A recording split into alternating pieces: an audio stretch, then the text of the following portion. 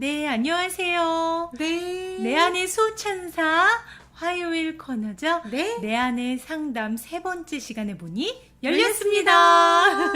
네, 오늘도 이렇게 내 안의 수천사, 내 안의 상담 코너. 네. 오늘 7시 라방에 오신 우리 구독자님들 반가워요. 모두 반갑습니다. 네, 지금, 저녁은 드셨나 모르겠어요. 네, 벌써 실시간 채팅창에서 많이들 인사 나누고 네. 계십니다. 반갑습니다. 반갑습니다. 네.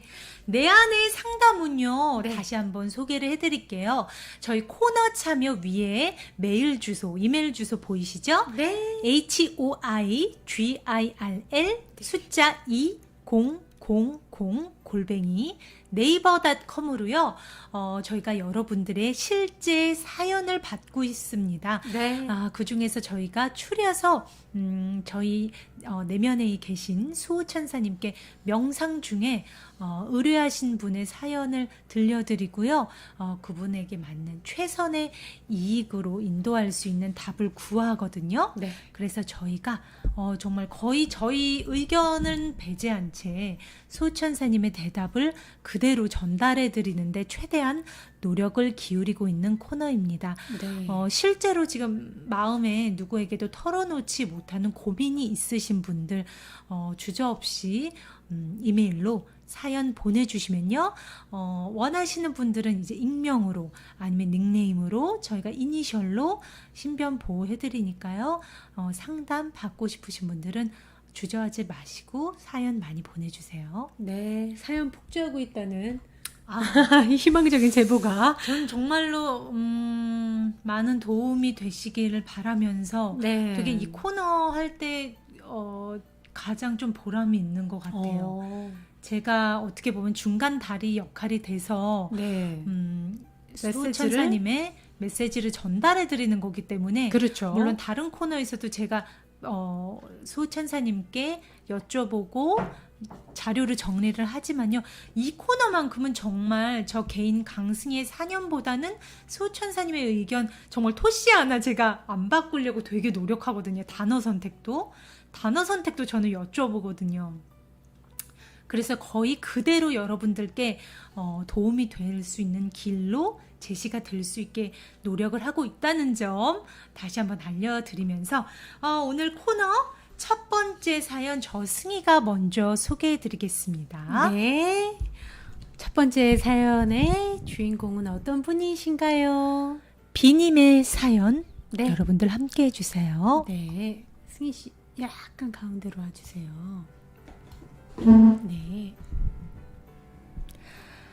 저는 나이 차이가 많이 나는 남편하고 살고 있는 B라고 합니다. 원래 우울증이 있긴 했지만요. 네. 요새 들어서 더욱 심해집니다. 집에서의 남편과의 불화로 인한 듯해요. 얼마 전엔 이런 일이 있었습니다. 네. 회사의 사정 때문에 보너스가 2달 동안 안 나왔어요. 물론 저의 잘못도 아니었는데 신랑은 무조건 제 잘못이라며 욕을 하더라고요. 저는 예전에 신랑의 폭력 때문에 집에서 몇 개월 나가 있었습니다. 후에 다시는 그러지 않겠다고 또 막말도 안 하겠다고 약속을 했지만요. 지켜지지 않았고요. 그러지 말아달라고 한 건데 말대답한다네요. 아이의 육아도 공부 케어도 저 혼자 모두 다 합니다. 야간 일이 있을 때만 신랑이 봐주지만 전적으로 제가 다 합니다. 저번에 보너스 안 나왔다고 뭐라고 한 날 딸아이가 친구 집 놀러 간다 했더니 너랑 엄마랑 나가서 다시는 집에 오지 마 해서 아이가 펑펑 울었어요. 남편이 갔다 오라고 해서 다녀왔는데 약속 시간 2시간 늦었다고 집에는 왜 들어왔냐며 아이에게 계속 뭐라는 거예요. 또 일요일에는요. 교회 갔다가 교회에서 물놀이 한다고 해서 갈아입을 옷 가지러 다시 집에 왔는데 저한테 그러더라고요. 네 뱃속에 낳은 네 자식이니까 네가 공부시키고 네가 재우고 네가 양치 다 시키라고 하네요. 이뿐만이 아닙니다. 아이가 저랑 있는 게 불안하대요. 나쁜 거 배울까 봐요. 제가 안 좋은 사람들하고 다닌다면서요. 친구들과 회포 풀고 간단히 술 마시는 것도 이해가 안 된대요. 또 한 번은 시댁에서 돈이 없어졌습니다. 저를 의심하다가 다시 찾으니까 그 돈은 다른 곳에 있었어요. 근데 다시 제가 가져다 놓은 게 아니냐며 끝까지 누명을 씌웠어요. 남편이 말하기를 이 일을 큰 시누이가 알게 되었대요.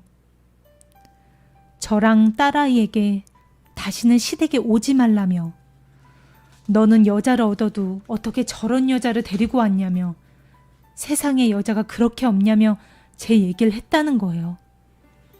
그러더니 남편이 저보고 시누이에게 무릎 꿇고 가서 사과하래요. 자기랑 살고 싶으면요. 저는 돈을 가져가지도 않았는데 졸지에 도둑 취급까지 받은 거예요. 신랑의 계속되는 폭력. 저희 친정에도 얘기했었는데 당연히 모두들 이혼하라고 했습니다. 헌데 제가 아이 아빠니까 고쳐서도 안 되면 그때 이혼할 거라고 말하니 아예 연을 끊자는 거예요, 가족들이요. 그 이후로 친정과 사이가 멀어진 걸 알고는 남편이 말했습니다. 너는 니네 가족도 더 버렸잖아. 불쌍해서 너 데리고 사는 거야. 나까지 너 버리면 어쩌겠냐? 이러는 거예요. 딸아이가 얼마 전에는 저보고 신데렐라 같다네요. 왜 그러냐니까 아빠는 계속 혼내고 엄마는 청소하고 아예 못 쉬잖아. 그래서 난 엄마가 불쌍해. 이러는데 마음이 너무 아파요. 신랑은 아이는 태어난 죄, 자기는 나를 만난 죄라네요. 넌 어디 가도 모두가 널 싫어해 라면서요. 자존감에 기도 죽고 매일 불안한 삶을 살고 있습니다. 가끔 모든 걸 놓고 죽고 싶다는 마음도 들어요. 너무 지쳐요. 제가 뭘 그리 잘못한 걸까요? 네, 이렇게 사연을 보내주셨습니다.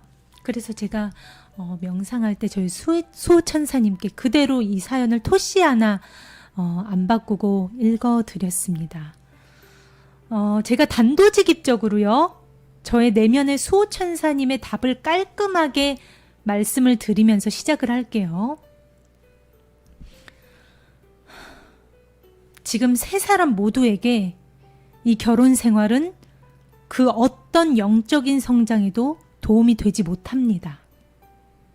두 분이 이혼하시는 것이 두 분 아니요, 아이까지 해서 3명 모두에게 최선의 이익입니다. 라고 수호천사님께서 아주 강력하게 말씀하셨습니다. 저 승희도요, 처음에 너무 강한 대답을 주셔서 이거를 전달을 해드려야 되나 굉장히 망설였습니다.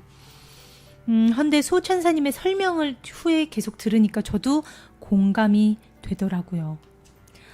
일단 결혼이라는 건요, 두 사람이 합의하에 한 가정을 꾸려서 서로를 존중하고 사랑하면서 성장하는 가장 따뜻하고 편안해야 하는 보금자리입니다.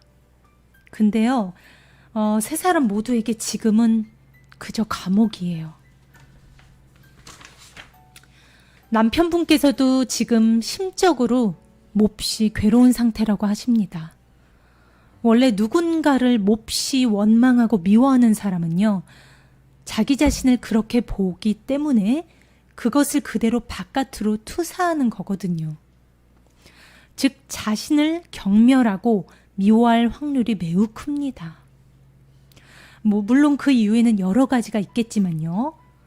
남편분께서도 정신적으로 아주 힘든 시기를 보내고 있는 것만은 분명하게 말씀드릴 수 있습니다. 그리고 사연 보내주신 비님께서도 마찬가지예요. 맨 마지막에 제가 뭘 그리 잘못한 걸까요? 말씀하셨죠. 비님, 아무 잘못도 없어요. 비님의 순수하고 깨끗한 영혼은요, 지금 계속 신호를 보내주고 있습니다. 지금의 배움을 통해서 어서 인생의 다음 장으로 넘어가라고요. 이제 지금 이 가정 안에서 비님이 배워야 할 과정은 끝났다고 합니다. 모두 끝났다고 합니다. 계속 이 가정에 남아있는 것은요, 졸업생이 교실에 대한 미련을 못 버리고 후배들 속에 뒤에 섞여서 겉도는 것과 꼭 같다고 합니다. 이제 비님이 교실 문을 열고 나가셔도 됩니다. 과거에 묶여 계시지 마세요. 지금 우주는요, 비님에게 아주 강하게 신호를 보내고 있는 겁니다. 어서 다음 장으로 넘어가라고요. 교실 문을 열고 나가서 비님이 지금 있어야 할 곳으로 가시면요, 모든 문제는 사라질 겁니다. 기나긴 슬럼프는 심리적인 안정감으로 변할 겁니다. 지금은 비님이 교실 문을 열고 나갈 용기를 내는 것이 최선입니다. 그리고 수호천사님께서는요, 친정과 반드시 다시 관계를 살리라고 하셨어요. 진심으로 현재의 괴로운 마음을 다시 모두 공개를 하고 가족들에게 마음을 열라고요. 그러면 가족들은 마음의 문을 열 것이니 너무 걱정하지 말라고 하셨습니다. 두려워하지 말라고요. 모두가 비님이 용기를 내주시기를 기다리고 있어요. 그렇게 해야 후에 비님이 따님을 맡기고 수월하게 일을 하시기도 좋다고 합니다. 그리고 생각보다 따님과 둘이 생활하면 훨씬 마음이 편하고 안정된 생활을 하실 수 있어요. 그러니까 절대 지레 겁먹지 마시고 용기를 내셔서 인생의 다음 장으로의 여정에 발걸음을 띄시기를 바랍니다. 잠시만요.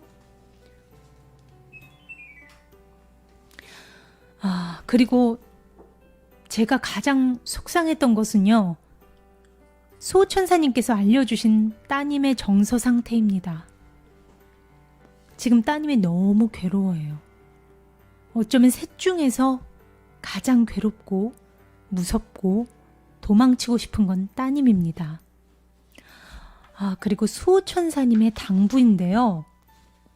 우리 비님이 야간 업무로 따님을 남편분에게 맡기시는 것은요, 최대한 피하라고 말씀하셨어요. 그 시간에 따님은 정말 죽고 싶을 정도의 두려움과 불안함을 느끼고 있대요. 야간 근무에 지장이 생기더라도, 즉 돈을 덜 벌더라도 친구에게 맡기거나 어서 빨리 친정과 관계를 회복해서 친정에 맡기는 방법을 최우선으로 놓고 앞으로 다시는 딸아이와 남편분을 둘이서 있게 하지 말라고 수호천사님이 강하게 말씀하셨습니다. 그래서 지금 비님에게 가장 도움이 되는 것은요, 언제고 따님을 안전하게 맡길 수 있는 친정과 관계를 회복하는 겁니다. 이게 최우선으로 하실 일이에요. 정말 꼭 용기를 내셔서 가족들에게 마음을 여시고 다시 관계를 회복하시기를 바랍니다. 따님의 행복, 또 비님의 행복만을 생각하세요. 과거 일을 들춰내서 쓸데없이 감정 소모, 시간 소모하지 마시고요. 지금은 비님과 따님의 행복을 위해서 비님이 큰 용기를 내셔야 합니다. 무엇보다 친정 가족들에게 마음을 여셔야 돼요. 아셨죠? 그리고 시댁 식구들과의 누명, 오해의 부분에서는요, 더 이상 생각도 미련도 갖지 말라고 하셨어요. 비님이 인생의 다음 장으로 넘어가게 하기 위한 꼭 넘겨야 할 시련이었다고 하면서요. 이 시련이 있어야 비님의 각성을, 즉 비님의 그 깨어남을 도울 수 있다고 합니다. 근데 여기서 비님이 용기를 내지 않으시면요, 이보다 더한 고통과 시련은 앞으로 계속 올 거라고 합니다. 비님이 용기를 내셔서 행동으로 옮기기 전까지는 계속요. 그러니 하루빨리 시간 지체하지 마시고 용기 있게 인생의 다음 장으로 넘어가세요. 하루빨리 지금의 가정을 정리하시고 따님과 안정된 생활을 찾으세요. 그러기 위해서 지금 비님이 가장 먼저 하실 일 뭐라고 했죠? 그쵸? 친정가족들에게 마음을 열고 관계를 회복하는 겁니다. 과거에 묵힌 감정들은 전혀 도움이 안 돼요. 절대 지체하지 마시고 나 자신과 따님 두 분의 행복만을 생각하세요. 그리고 용기를 내세요. 수호천사님께서는 이것이 세 사람 모두를 위한 최선의 이익이라고 말씀하셨습니다. 그리고 저 승희가 한 가지 더 덧붙여서 말씀드리고 싶은 거는요. 저 주희 승희도 어머니 손에 저희 내영제가 자랐어요. 한 부모 가정이었죠. 그때는 지금보다 어떤 한부모 가정에 대한 선입견과 편견이 더 심한 시대였지만 그렇죠. 저희 모두 엄마의 건강하고 행복하고 자신감 넘치는 모습을 보며 성장했고요. 그로 인해서 바르게 무탈하게 성장해서 지금 잘 지내고 있습니다. 특히 요즘 사회적 인식이 굉장히 많이 달라졌어요. 대중매체에서도 보면은 그렇게 사는 멋진 어떻게 보면 연예인 엄마들을 보여주면서 어떻게 보면 이제는 사회적 인식 또한 여성들이 경제적으로 능력도 있고 또 한부모 가정이라고 해서 아이가 정서적으로 뭐 많이 힘들다거나 그건 아니거든요. 어쨌든 가장 최선인 길은 수호천사님께서 그 길이라고 메시지를 명확하게 주셨으니까 참고를 하셨으면 좋겠습니다.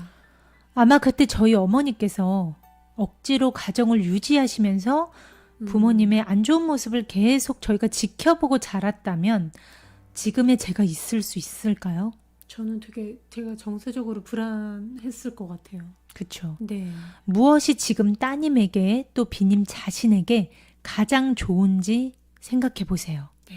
내 마음에 안정과 평화가 있어야 행복이 있습니다. 그리고 우울증이 있다고 말씀하셨잖아요. 그거는요, 앞으로 상황이 정리가 되고 안정을 찾으시면 자연스럽게 나아질 겁니다. 하지만요, 제가 정말 추천해 드리고 싶은 거는요, 남편분과 관계를 정리하신 후에 따님과 비님이 함께 심리치료를 꼭 한번 받아보시기를 권해드립니다.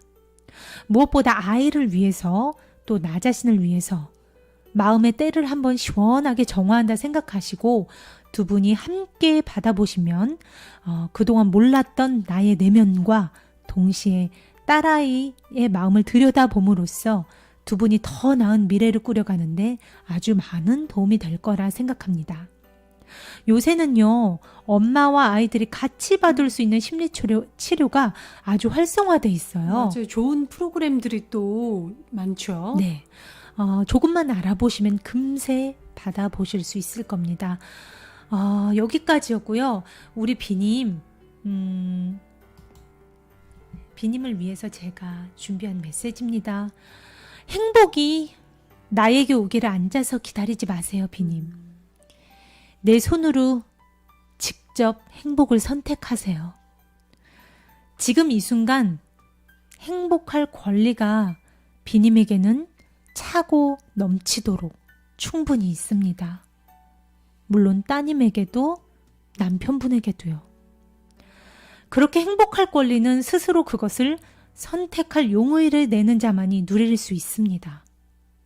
그러니 우리 지금 당장 스스로의 행복을 위해서 용기를 내고 행동으로 옮겨요. 알았죠? 저의 수호천사님과 주의승이가 늘 기도합니다. 진심으로 마음 모아서 우리 비님이 행복하기를 기도합니다. 사랑합니다, 비님.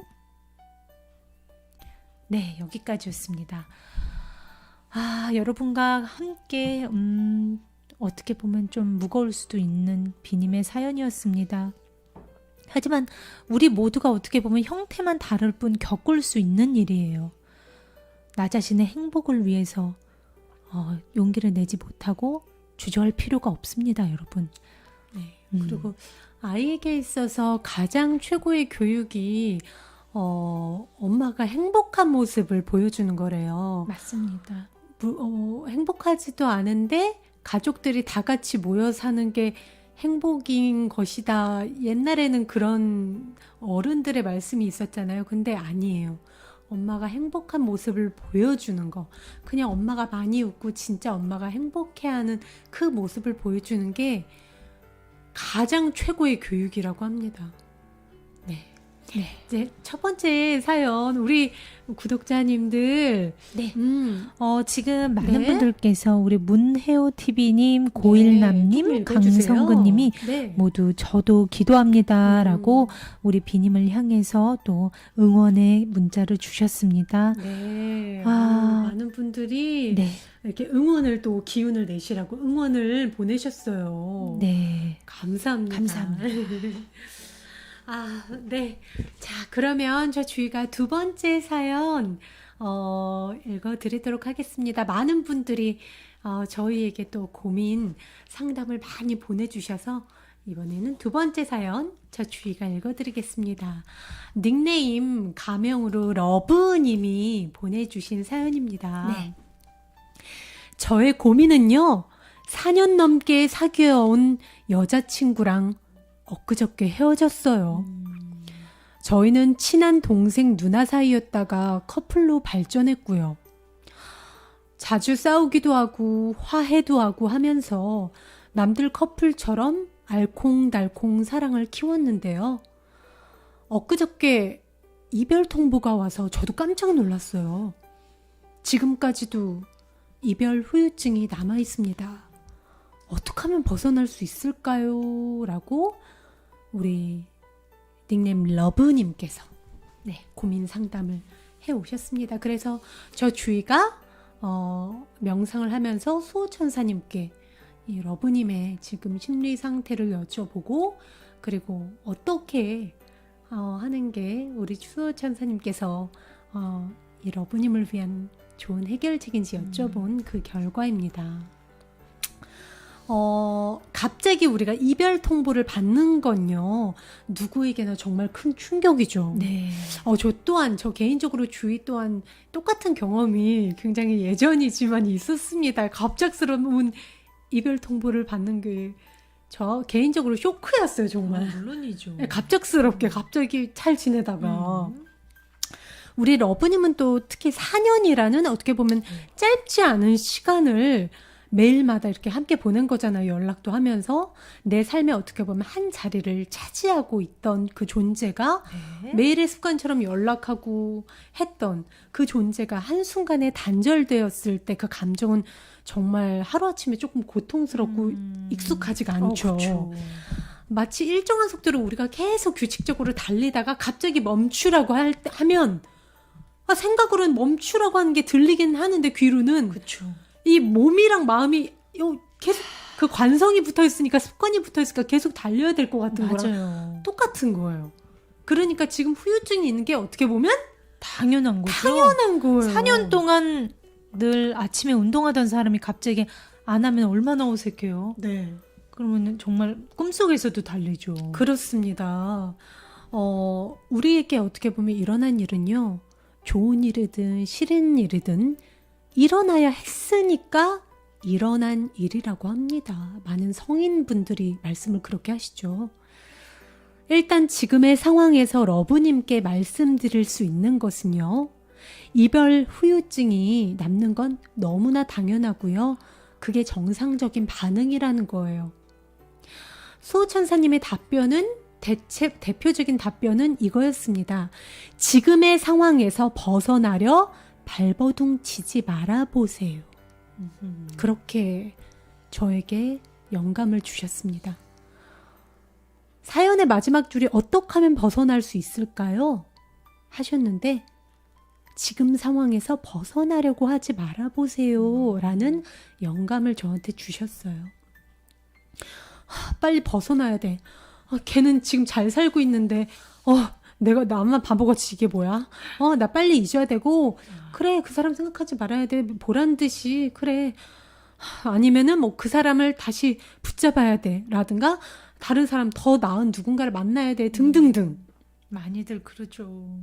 지금의 현실과 다투는 생각은 고통만 일으킬 뿐입니다. 지금 내 현실을 받아들인다는 거, 그거는 어떻게 보면 수동적인 거, 바보 같은 거, 내 의지의 포기를 말하는 게 아니에요. 현실을 받아들인다는 거, 이것은 전적으로 굉장히 용기 있는 행동입니다. 우리가 겪는 갈등의 대부분이요, 현실을 있는 그대로 받아들이지 않고 저항하는 데서 오거든요. 싫으니까, 마주하기 싫으니까, 내가 원하는 건 따로 있는데 현실은 이르지 않으니까 쥐고 놔주지 않는 거예요. 과거를 집착하고 미련 갖고, 아니면 증오해서 어떻게든 복수를 하려고 그러거나, 사람들을 붙잡고 욕을 해서 어떻게든 다시 그런 식으로라도 해서 얼굴 한 번 더 볼까, 뭔가 계속 현실을 내가 부정하니까 이게 갈등이 일어나서 더 진흙탕 싸움이 되는 그 애정관계, 우리가 연예 뉴스에서 많이 보잖아요. 진흙탕이 돼버리는 거. 그게 다 내가 현실을 있는 그대로 보기 싫어해서 그렇게 되는 거거든요. 수호천사님은 지금 상황에서 벗어나려고 하지 말래요. 우리가 보통 평온함이 깨졌을 때, 내 마음이 혼란스럽고 평온이 깨졌을 때에는요, 그것은 내가 어떠한 사람, 어떠한 장소, 일, 혹은 상황, 내 인생의 어떤 사실이 나에게 용납될 수 없음을 발견했기 때문이래요. 그 어떤 상황이든 사람이든 지금 내 눈앞에 일어난 일을 내가 용납을 못하기 때문에 내 평화가 깨지는 거래요. 내가 일어난 일을 있는 그대로 받아들일 수 있을 때까지 나 자신은 결코 완전하게 평온해질 수 없다는 걸 알아야 됩니다. 눈 가리고 아웅하면 안 돼요. 나 자신을 속이면 안 돼요. 하지만요, 신의 세상에서는 결코 어떠한 일도 절대 실수로 일어나지 않는다고 합니다.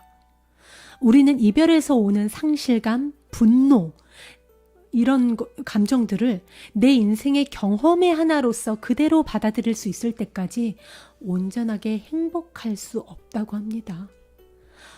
왠 줄 아세요? 분노나 상처 같은 그런 감정이 내 내면 깊은 곳에서 마치 실제하는 것처럼 아직 자리 잡고 있으니까요. 하지만 이 감정은, 제가 그때 뭐라 그랬죠?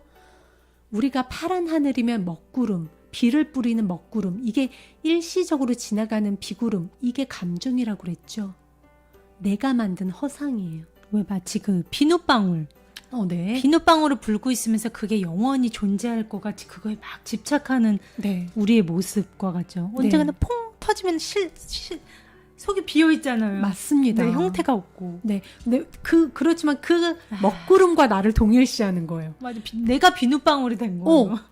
그때는, 왜냐면 문제가 생겼을 때는 우리가 그 문제만 함몰돼서 이게 내 세상의 전부인 줄 알고 맞아. 이 먹구름을 어떻게 바꿔보려고 한단 말이야.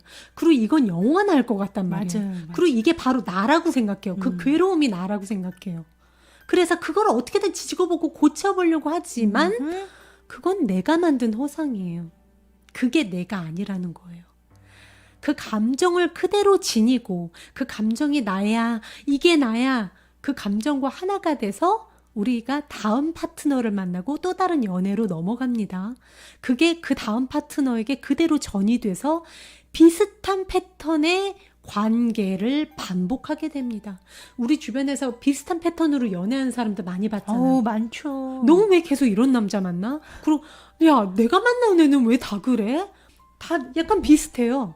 네. 왜 그러세요? 아니에요. 아무것도 아니에요. 승희 씨 그런 경험 하셨었죠? 아유, 하셨었죠. 했었죠. 네. 그게 바로 내 안의 결핍, 상처받은 마음, 복수하고픈 그 보복심을 지닌 채로 내가 그 감정을 제대로 바라보고, 아, 내가 이런 감정을 지어서 이 감정을 나와 동일시했구나. 이 감정을 흘려보낼 때가 됐구나. 내면을 돌아보고 그 감정과 내가 하나가 아님을 알고, 그 감정 잘 가. 너는 허상이니까 잘 가. 먹구름이 지나갔어요. 나는 아무 영향도 받지 않은 파란 하늘이에요. 그렇게 깨끗하게 정화된 상태로 다른 사람을 만난다면, 그렇게 그 사람, 다음 파트너한테 내가 쓰레기, 오물을 투척하지 않겠죠. 다른 관계가, 더 좋은 관계가, 내가 바라는 연애가 나타나겠죠. 그러니까 이런 식으로 내가 오물을 투척해 놓고는, 그래 놓고 그때마다 우리는 상대방을 탓해요. 또 똥차 만났다고. 왜 나는 이런 남자만 만나는 그러니까 거야? 너무 신기하네. 저한테 왜 그러세요? 그러니까 그게 다 내 내면을 돌아보지 않아서 그래요. 외부를 탓해서 그동안 그래요. 그렇게 살아왔어요. 지금 고통이 우리 러브님 고통이 내면에서 느껴지신다면 이러면 안 돼. 상황을 어떻게든 바꿔야 돼 라면서 저항하는 머릿속 생각을 믿지 마시고요. 현실과 다투는 그 생각들을 일단 내려놓으세요. 예를 들어 전쟁 중인 이 내 마음속에 그 전쟁 중인 상태를 휴전하듯이 항복해 보세요. 총이랑 칼 다 내려놓고 다 놓고. 내 의지나 뭘 하겠다는 바꿔보겠다는 행동을 일시 멈춤하십시오. 네. 제가 세도나 메서드라고요. 영적 구도자이신 굉장히 유명하신 레스터 레븐슨이라는 어떤 그 분이 계세요. 그분이 마음의 감정을 흘려보내는 기법을 책으로 쓰신 분이 계십니다. 네. 수호천사님이 그 책에 있는 흘려보내기, 내 감정 흘려보내기 기법을 한번 러브님께 추천을 해보라 그래서 제가 감정을 흘려보내기 기법 4단계를 가지고 왔습니다. 아하, 여러분 집중해 주세요. 감정을 흘려보내는 법 4단계입니다. 첫 번째, 원치 않는 감정을 내려놓겠다고 결정하세요. 만약에 감정을 어떻게 내려놔요 하는 거는 내가 아직 내려놓고 싶지 않아서 그렇거든요. 네. 내가 확실히 마음의 평화를 원한다면, 행복해지고 싶다면 원치 않는 감정을 지금 이 순간 내려놓겠다고 결정하세요. 그게 첫 번째입니다. 그리고 두 번째, 올라오는 감정이 머물다 가도록 허락해 보는 거예요. 그래, 나 아직 걔를 비난하는 감정? 그래, 또 걔를 또 바보같이 생각하는 나 자신을 그래, 받아들이겠어 하고 허용해 보는 거예요. 허락해 보세요. 감정들이 올라오는 걸 허락해 보세요. 대신 이때 중요한 게요. 어떻게 걔 그런 말 할 수 있어? 내 연락처를 차단해? 내가 지한테 어떻게 했는데? 라든가 나 또 걔 생각이야. 나 왜 이러지? 미치겠네. 진짜 이러기 싫은데. 나 이러면 안 되는데. 이런 식으로 네. 상대를 비판하거나 판단하거나 감정이 올라오는 나 자신을 비난하거나 그렇게 판단하지 마세요. 감정이 올라오면 그 감정만을 오롯이 허락해 주세요. 감정만을. 그거에 대해서 내가 판단을 하거나 해석을 한다거나 그 감정에 꼬리표 붙이기를 하지 말라는 거죠. 그저 순수하게 뇌로 판단하지 말고 가슴으로 안아주라는 거예요. 그때 저희가 말씀드렸죠? 네. 세 번째, 그 감정이 느껴지는 그 마음의 한복판 한가운데서 그 감정을 오롯이 느껴봅니다. 그게 어렵다고 느껴지신다면 제가 해본 결과로는 탁 트인 자연에서 공원 같은 데 있잖아요. 탁 트인데 하늘이 탁 트인 그리고 나무가 많은 그런 자연, 공원 같은 데나 아니면 옥상 같은 데 올라가셔가지고 가슴을 활짝 펴고 그 감정과 함께 오롯이 머무릅니다. 저 같은 경우 공원 한복판에서 계속 걸었어요. 너무 쇼크가 제가 크게 왔었어요, 그때. 근데 내 마음은 막 잊어야 되는데 또 바보같이 계속 그 사람 생각을 하고 있는 거예요. 그러면서 다시 그 사람이 나한테 냉혹하게 했던 마지막 멘트라든가 뭔가 막 처음에 나한테 너무 적극적으로 대시했던 사람이 돌변했던 그 과정들서부터 해서 그 모든 게 너무 막 충격으로 오면서 어떻게 그럴 수가 있어? 아무리 그래도 이건 아니잖아. 이러면서 제가 다시 이 상황을 바꿔보려는 근데 그 사람은 이미 떠나갔고 아무리 처음에 나한테 너 좋다 이랬다가 그 사람은 한순간 사라졌어요. 비눗방울처럼. 그쵸. 저는 일단 멘붕이 왔고요. 저는 한동안 계속 걸었어요. 그 대신 집 안이나 갑갑한 데서 하면 제가 폭발이 되더라고요. 이 감정이. 오롯이 함께 머물러 있질 못하겠더라고요. 탁 트인 자연이나 공원 같은 데서 1시간 정도 계속 걷고요. 때로는 비가 막 부슬비가 내릴 때 비를 맞으면서도 저는 걸었어요. 이 가슴 속에선 부글부글 열이 나더라고요. 이럴 때 집에 있으면 화병 납니다. 그렇습니다. 또 이럴 때 슬픈 발라드는 안 듣는 게 좋거든요. no. 네네, never. 그렇습니다. 네, 술을 마신다거나 그건 안 맞아요. 좋아요. 오히려 정신을 명징하게 생활 리듬을 건강하게 유지시켜주면서 근원을 건드려야죠. 그렇죠. 뿌리를 그러니까 썩은 뿌리인 그 식물을 어떻게든 살려보려고 그 나뭇잎에다가 막 뭘 하는 거랑 똑같아요. 네, 뿌리가 썩은 거는 뿌리를 건드려줘야 됩니다. 네. 그런 뭐든지. 식으로 제가 탁 트인 공원에서 그 감정을 계속 그냥 머물러 있게 해줬어요. 생각하면 안 돼. 이렇게 제가 저항하지도 않았고, 네. 어떻게 이럴 수 있어? 꼬리에 꼬리를 무는 그 상황 판단, 그 사람을 죄인으로 만들고 나를 희생자로 만드는 그것도 제가 항복했어요. 그래, 나 이거 이제 하지 않겠어. 총과 칼을 다 내려놓고 그냥 그 감정을 느껴줬어요. 가슴을 활짝 열고 그 자연의 한복판에서. 그리고 그러면서 계속 1시간 넘게 걷고 하니까 풀리더라고요. 가슴이 열리면서 풀리더라고요. 그러면서 제가 며칠 동안 그걸 해주면서 마지막에는 제가 저를 막 다독여줬어요. 말로. 나는 네 편이고 괜찮아. 너무 잘하고 있어. 이런 식으로 제가 저를 조금 어루만져주는 멘트를 하면서 제 자신을 안아줬어요. 그랬더니 조금 신기한 게 제 자신의 의식이라고 할까요? 우리가 이러잖아요. 우리의 원래 정체는 이 몸이 아니고 마음이 아니고 생각도 아니고 감정도 아니다. 우리의 진짜 정체는 더 커다란 순수 영혼, 더 큰 순수 의식이다라고 저희가 말씀드렸잖아요. 맞습니다.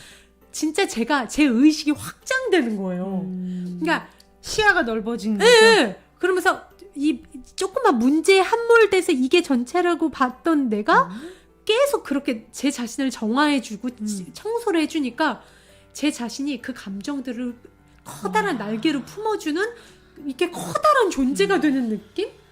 뭔가 괜찮은 느낌? 내가 커진 느낌이 들었어요. 그리고 내가 더 커다란 의식이 된 느낌이 들었고 뭔가 나를 받쳐주고 있는 내 편이 있는 것 같은 뭐랄까 되게 든든한 느낌이 들면서 나 이제 괜찮은 것 같아 라는 딱 지금 그 얘기 들으니까 왜 우리가 교통체증이 심한 도로 한가운데 있으면 당장 뛰쳐내리고 싶잖아요. 화장실도 가고 싶고 답답하잖아요. 근데 그거를 점점 내가 위에서 본다고 여러분 상상해 보세요. 5층 높이, 10층 높이, 15층 높이, 20층 높이, 나중에는 한 100층 높이에서 본다고 생각해 보세요. 그 교통체증 심한 그 한복판 도로가 아름다워 보입니다. 최고의 뷰가 되죠. 그쵸. 야경 뷰가 달이 쫙 있고 그렇죠. 자동차 불빛 쫙 있고 펜트하우스 위에서 보는 것처럼. 상황은 전혀 달라진 게 아닌데 네. 내가 시야를 넓히고 의식을 더 높이 가져가면 이렇게 똑같은 상황도 전혀 다르게 받아들일 수 있는 지혜가 생깁니다. 정말 놀랍죠. 너무 신기해요. 그러니까 내 의식이 커지면서 이게 원래 내 정체구나. 문제에 함몰되면요. 이 문제가 나고 이 문제를 가지고 있는 육신의 내가 전부라고 생각하고 이 육신의 이 문제, 이 남자가 세상의 전부가 돼버리고 이 내가 한없이 하찮게 느껴지고 이 한없는 점이 나의 전부라고 여겨지면요. 맞아요. 정말 그러다가 어떻게 보면 사람들이 자살하게 되고 이렇게 되는 거거든요. 우울증 오고. 네. 정말 어떻게 보면 시간이 약이기도 합니다. 네. 시간이 해결해주는 부분도 있죠. 커다랗죠. 네. 그러므로 해서 4번째, 진짜 나는 이 몸이 전부가 아니구나를 알게 돼요. 내 정체를 알게 됩니다. 저희끼리 맨날 학원으로 여러분들께 말씀드린 거 있죠. 뭐였죠, 승희 씨? 학원 기억나세요? 나는 이 몸이 아니다. 그렇죠. 나는 이 희노애락 감정 덩어리도 아니다. 맞습니다. 나는 이 끊임없이 올라오는 생각 덩어리도 아니다. 맞습니다. 나는 순수 존재 의식 상태, 상처받을 수 없는 영혼이다. 상처받을 수 없는 영혼이다. 더 커다란 의식이다를 제가 그날 진짜 체험을 한 거예요. 참, 그러면서 그 실체 없는 감정들이 파란 하늘을 그냥 구름처럼 흘러가더라고요. 나중에는 그 남자분을 한테 연락이 왔어요. 어떻게 지내냐고 같이 밥을 먹자는 어머? 식으로. 뭐래요? 제가 그냥 바쁘다고 거절을 했죠. 그런데 아무 감정이 안 느껴지더라고요. 그러면서 제가 어떤 생각이 들었냐면 내게 배움을 준 스승이구나 저 사람이. 그래서 고마운 느낌이 들어서 생일인가 어떨 때 그냥 음료수 하나 티켓 보내주고 막 그러면서 제가 피식 웃었어요. 웃기다 이 음료수 어떤 거 보내줬어요? 스타벅스 보내준 것 같아요. 그래도. 수벅. 네, 그랬더니 막 고맙다고 밥 먹자고 하는데 아무런 감정이 1도 안 들더라고요. 그만큼 제가 여여해진 거예요. 이게 참 신기합니다, 여러분. 네. 그러니까 가장 중요한 점은 여러분, 행복의 근원이 외부에 있지 않다는 것을 아는 게 우리가 중요합니다. 맞습니다. 이게 굉장히 중요해요. 모든 부정적 에너지는요, 행복의 근원을 외부에 두는 태도에 있거든요. 그 남자한테 내 행복이 달려있다 생각하면은 이거는 그 사람한테 집착할 수밖에 없는 거예요. 맞습니다. 나의 행복이 외부에 있다고 믿는 태도는 우리를 상처를 잘 받는 나약한 존재로 만들고 희생자로 전락시킬 수 있습니다. 희생자가 된다는 것은 원인이 외부에 있다고 인식하는 거죠. 아무래도 행복의 근원을 외부에서 찾으면요, 우울, 불안, 두려움에 빠지기 쉽고요, 무언가를 상실했을 때 더 영향을 쉽게 받아요. 왜? 내 안에 행복의 샘물이 없다고 생각하니까. 계속 외부에서 찾게 되니까요. 그렇죠. 이건 끝도 없어요. 그런데 밖은 계속 변해요, 안 변해요? 밖의 세상은 계속 변하죠. 불안하고 두려워요, 그렇죠? 네. 그러니까 집착하게 돼요. 악순환이 반복되는 겁니다. 행복의 근원이 나 자신임을 인정해야만 세상에서 벌어지는 일들과 우울한 사건들에 우리가 영향을 받지 않습니다. 사실 사건과 인물은 아무 의미가 없는 중립이에요. 내가 어떻게 보고 받아들이느냐에 따라서 모든 게 결정이 됩니다. 진실은요, 나의 행복은 외부의 어떤 것에도 좌우되지 않는다입니다. 여러분, 확언으로 한번 써주세요. 나의 행복은 외부의 어떤 것에도 좌우되지 않는다. 모든 힘은 내 안에 있고요. 행복은 그 힘에서 옵니다. 자, 행복을 결정짓는 그 내부의 힘이 무엇인지 간단히 정리하고 마무리를 할게요. 첫 번째, 스스로의 결정에 대한 주인의식을 갖는 것. 중요하죠. 맞습니다. 어떤 결정이든 남한테 의존하지 않고 그 힘을 주지 않고 내가 결정하는 주인의식을 갖는 거예요. 거절하는 것마저도요. 두 번째, 자기 자신에게 스스로에게의 결백, 진실성과 삶의 진실을 마주하겠다는 용의가 필요하죠. 세 번째, 무얼 하든지 나의 의도를 생각하세요. 누군가를 만날 때, 누군가와 헤어질 때, 나 무엇을 위해 이 사람을 만나? 나 무엇을 위해 지금 이 사람과 헤어지려고 해? 스스로에게 꼭 물어보세요. 네 번째, 내가 나 자신을 바라보는 방식, 어떻게 나를 바라볼 것인가?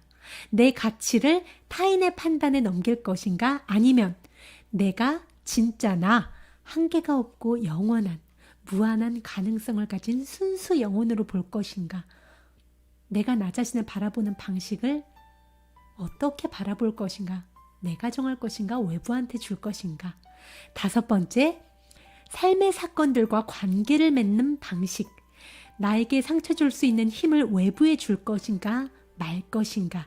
이 다섯 가지, 이러한 내부의 힘들이 바로 나의 행복을 결정짓는 것들이라고 할 수 있습니다. 즉, 이 다섯 가지가 결국은 우리 내면에 있는 힘을 말하는 겁니다. 어렵지 않아요, 여러분. 네, 그렇습니다. 외적인 것으로 내면의 공허를 채우는 이런 과정은요, 우리를 나약하게 만든다는 거 꼭 잊지 마시고요. 모든 인간관계, 집착, 중독의 문제의 원인이 바로 외부에 의존하는 거죠. 그쵸. 저 아시는 분은요, 프랑스 가야 좀 우울한 게 사라진다 그러더니 프랑스를 넘어갔더니 벌써 질려서 그걸로도 안 풀린대요. 그래서 계속 외부로 돌고 있어요, 지금. 어떻게 해요? 뭐 아프리카 갔다가 어디 갔다가 이제 세계 일주 하면 이제 그분은 또 이제 또 어디로 가야 될지, 어떻게 달나라를 가야 될지 그렇게 되는 거예요. 외부에서 찾으면. 네, 러브님을 위한 마지막 한마디 드리겠습니다.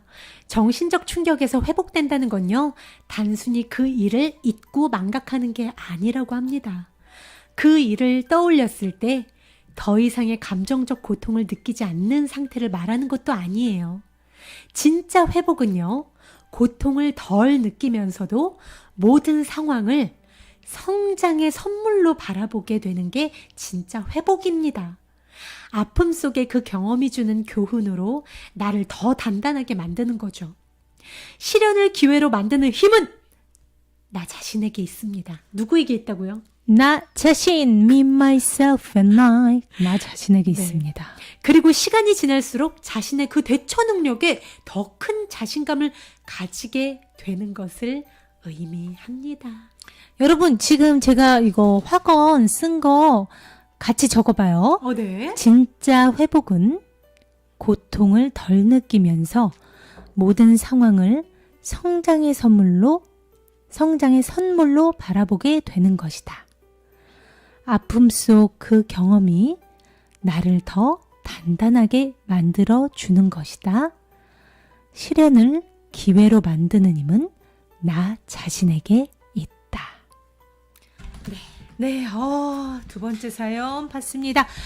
네, 7시 46분 지나고 있습니다. 시간이 참 빨리 가는 것 같아요. 특히나 여러분들께서 보내주신 사연 보다 보면 저희도 제가 직접 경험해보지 못한 것이지만 그 안에서도 또 저도 함께 배워가는 게 정말 많다는 생각이 듭니다. 맞습니다. 네, 세 번째 사연 저 승희가 읽어드리겠습니다. 안녕하세요. 저는 경북 문경에 살고 있는 33세 제이입니다. 저는요, 남들처럼 알바를요, 한 번도 안 해봤어요. 저희 가족들 모두 다 저희 이모 집에서 같이 살고 있습니다. 네. 사정이 있으시겠죠? 네. 같이 살면서 저희 이모 집이 사과 과수원을 하셔서 네. 과수원에서만 일을 해봤어요. 요즘은 나이를 점점 먹다 보니 알바를 해보고 싶은 생각이 많아지네요. 유유 하셨습니다. 네. 그러니까 즉 다른 일을 이제 좀 해보고 싶으신 거예요. 네. 제가 어수천사님께 여쭤봤습니다. 네. 대답 전달해드릴게요. 제이님. 네. 제이님, 33세면 어떻고 63세면 어떻습니까? 지금 제이님 내면에서 다른 경험, 새로운 세상의 경험을 간절히 원하고 있는데요. 나의 내면의 소리, 영혼의 바람, 그것만큼 나 자신이 새겨들어야 할 소리는 이 세상에 없습니다. 제이님께서는 과수원에서의 일만 했다며 다른 일들에 대한 생소함, 두려움을 갖고 계십니다. 근데요, 과수원에서의 경험은 절대 헛되지 않아요. 모든 일은 형태만 다를 뿐 속성은 일맥상통하니까요. 네. 즉, 가장 중요한 것은 그 일을 대하는 제이님의 간절함에서 나오는 열정입니다. 네. 제가 볼 때는 우리 제이님의 글에서 느껴지는 열정의 기운으로 봐서는 이미 도전하실 준비가 완료되신 것 같습니다. 이미 충분히 과수원 일을 통해 본인의 잠재된 능력을 스스로 검증하셨기에 더 큰 바다로 나가고 싶은 거예요. 나의 내면에서 자신의 잠재력을 더 확장하고 싶은 욕구를 드러내고 있는 것입니다. 그럴 때에는 행동으로 옮기는데 방해되는 것만 청소해 주시면 돼요. 현재 제이님에게는 또 다른 재능이 필요한 것도 아니고요. 네.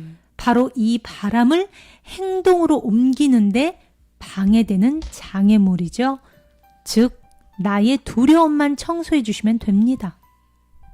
우리가 이렇게 막연한 두려움이 들 때에는요, 나의 의도가 분명치 않을 때 그러기 쉽거든요. 즉 막연히 새로운 경험을 하고 싶다는 마음에서 따라오는 그림자 같은 것이죠. 이 나의 바램을 긍정적으로, 즉 두려움이 아닌 나의 열정으로 불을 지피는 것이 제이님에게는 지금 이 순간 가장 필요한 일이 되겠죠. 그것을 위해서 소천사님이 제이님께 주신 대답입니다. 네. 이미지를 잠시 준비해 드릴게요. 바로 나의 이 도전은 무엇을 위해서인가? 스스로에게 확실히 물어보는 시간을 먼저 갖고 그에 맞는 너의 일자리를 찾아보아라 입니다. 그렇게 대답 주셨어요. 네. 이렇게 새로운 일을 찾는 나의 의도가 분명해지면요. 일자리를 검색할 때 확실해지고 후회 없는 선택을 하시기가 훨씬 수월해집니다. 네.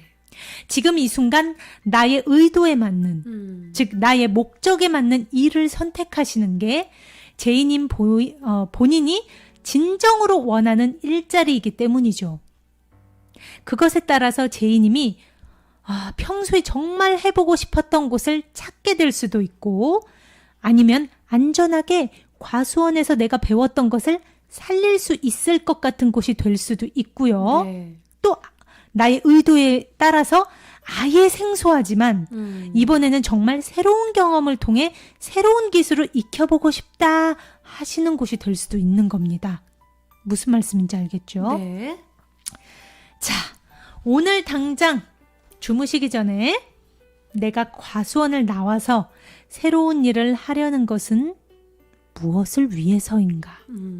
꼭 진심으로 결백하게 숙고해 보시고 그 다음에 그런 나의 의도와 목적에 걸맞는 아르바이트 자리를 찾아보시기를 권해드립니다. 네.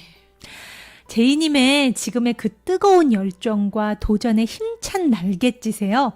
이 우주는 아낌없는 응원의 박수를 보내고 있다는 거 절대 잊지 마시고요. 네. 제 안에 있는 수호천사님과 또 주위 승희도 진심으로 새로운 도전을 응원합니다. 제이님 힘내세요. 파이팅! 와, 우리가 아무래도 한 번도 경험하지 못했던 미지의 세계는 늘 두렵긴 해요. 그쵸. 그쵸? 따라옵니다. 네. 두려움이. 하지만 또 마음속에서 아직 궁금한 것도 있고 새로운 거 도전해보고 싶은 그 마음이 크실 텐데 아무쪼록 어떻게 보면 나의 내면에 한번 정말 솔직하게 물어보세요. 이것은 무엇을 위해서인가? 내가 새로운 직장을 구하고 싶은 것은 무엇을 위해서인가? 나에게 가장 중요한 건 무엇인가? 변화인가? 안정인가? 무엇인가?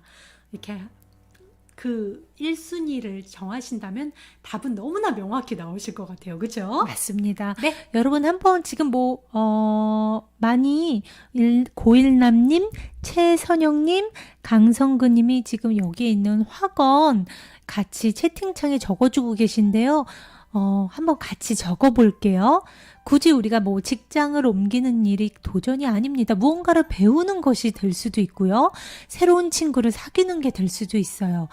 무언가 내가 새롭게 도전을 할 때 나의 의도를 먼저 확인해 보면 방향 설정하는데 굉장히 수월하게 또 나의 목적에 맞게 가실 수 있거든요. 학원 한번 적어보도록 하겠습니다. 네. 나의 이 도전은 무엇을 위해서인가?